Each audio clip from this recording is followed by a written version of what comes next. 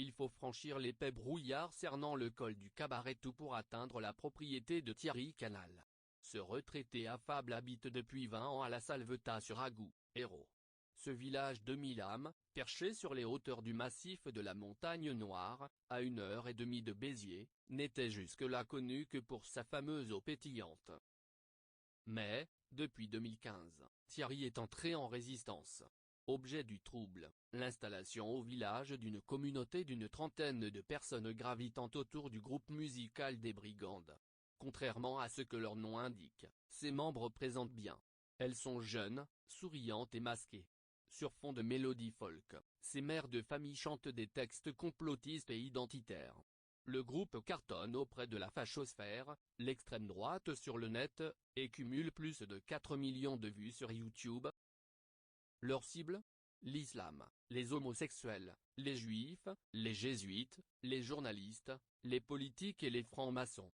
Les multiples billets de Thierry dénonçant les paroles réactionnaires des Brigandes sur son blog lui ont valu la visite de 3 membres du clan chez lui en juillet, suivie d'une vive altercation sur la place du village en novembre. Il a déposé plainte pour injures et menaces physiques. Avant de mettre la Salvetat dans tous ses états, les Brigandes s'y sont discrètement implantées. En 2015, le groupe reprend des classiques de la chanson française sous le nom d'Ultra 60. Il multiplie les concerts gratuits, des maisons de retraite au bal populaire, en passant par le bistrot du village, le balcon.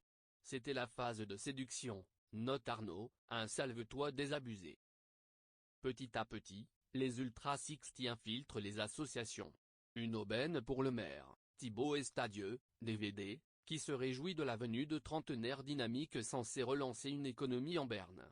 En 2016, les 60 accouchent d'un autre groupe, les Brigandes. Les tenues sont toujours colorées. Le style toujours pop. Mais les textes, eux, ont changé. Les chansons de Brel ont été remplacées par des « Je suis un fasciste » au refrain scandé le bras tendu. En plein centre-ville, le clan ouvre une boutique lugubre mettant en vitrine des rituels présentés comme maçonniques, symbolisés par des candélabres et un petit crâne.